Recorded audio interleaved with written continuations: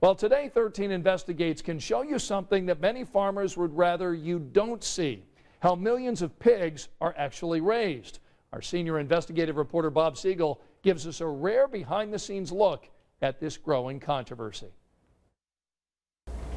Scott, right now the pork industry is under a lot of pressure to defend what's happening inside these barns.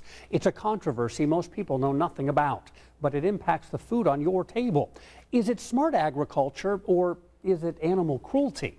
Decide for yourself as our cameras provide an inside look at how your food is raised.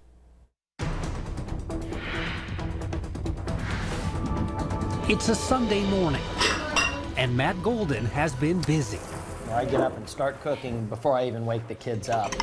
There's eggs and pancakes, but the star of this breakfast... Bacon. Bacon, bacon, just want bacon. It's the family favorite, and there's plenty to go around.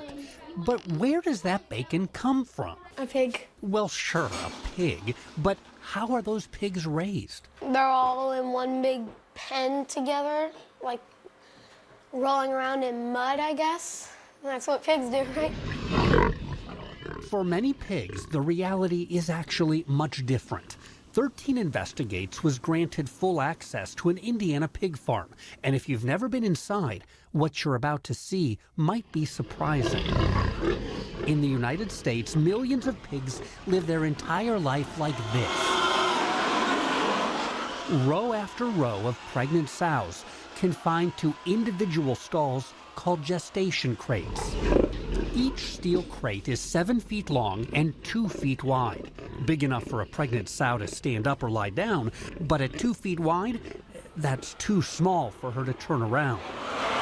For most sows, the only time they'll ever leave this crate is about twice a year to deliver a litter of piglets.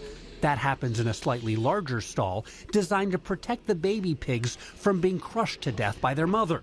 But other than that, a sow's whole life is usually spent in a gestation crate until she's about 3 years old and sent to slaughter. When you look at this picture, it is the definition of animal cruelty. Matt Dominguez is a spokesman for the Humane Society of the United States, the nation's most vocal opponent of gestation crates. They are unable to socialize with each other. They are unable to act like animals.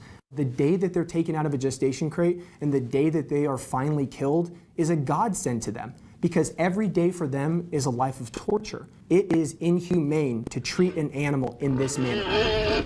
Is this inhumane to pigs? Absolutely not.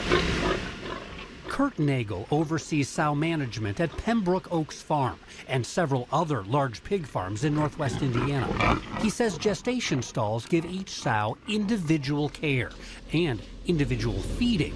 That's important because pigs tend to form social hierarchies, and in open spaces, stronger sows often bully the weaker ones out of their food.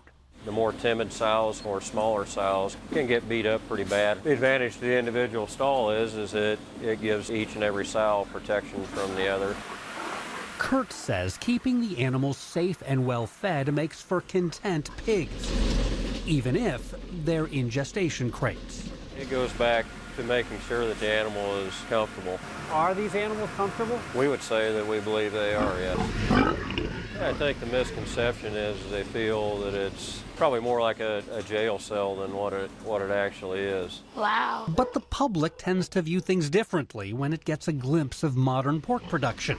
Sows locked in small spaces where they can't physically turn around, that seems to trigger a strong response.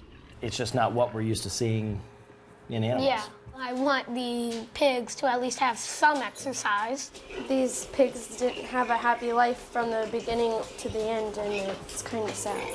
Sad customers are not good for business. That's why dozens of the nation's largest grocery stores, restaurants, and pork product manufacturers are now sending a loud message to the pork industry. Stop using gestation crates. More than 60 companies, including McDonald's, Oscar Mayer, Costco, and Kroger, have all promised to eliminate gestation crates from their pork supply chain within the next 7 years. This is not the image they're looking for. Should people be shocked when they look around and see something like this? I could say it this way, Bob. People probably would be shot. John Hook is vice president of pig production for Belstra Milling, one of Indiana's largest pork producers. I'm not sure how I could convince somebody that's never seen this before that this is acceptable. And that's the conundrum that we're in, I guess. We have 80% of our sows in this type of housing. Is it inhumane? We don't think so. Is it socially acceptable? Well, it appears that that's changing. It is changing. 9 states have now banned gestation crates, requiring they be phased out completely on pig farms.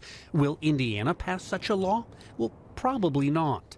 The state's House and Senate agriculture committees are loaded with farmers, including some hog farmers, and they're now trying to pass a resolution that would instantly kill any effort to restrict the use of gestation crates on Indiana farms.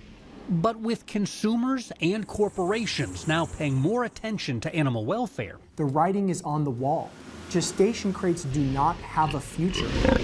some Indiana farms are already making big changes. You know, it's a concrete pasture. Farmers are listening. We are willing to look at what's next. The question is, will it work?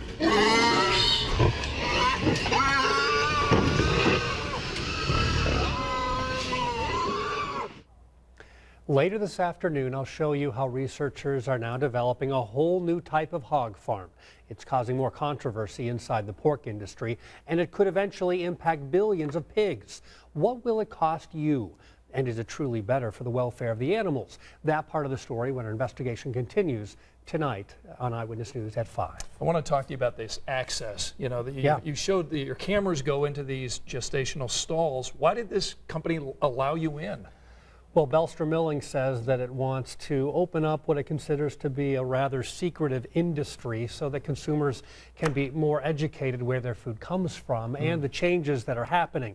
We want to thank the company for allowing us to come visit their farms in Northwest Indiana. It's very rare, and we certainly appreciate their transparency, and it's worth pointing out there were some farms that told us we were not welcome. So a big thanks to Belstra Milling today. And you're back at 5. We'll look forward to seeing that other story. Thanks, Bob. Yep.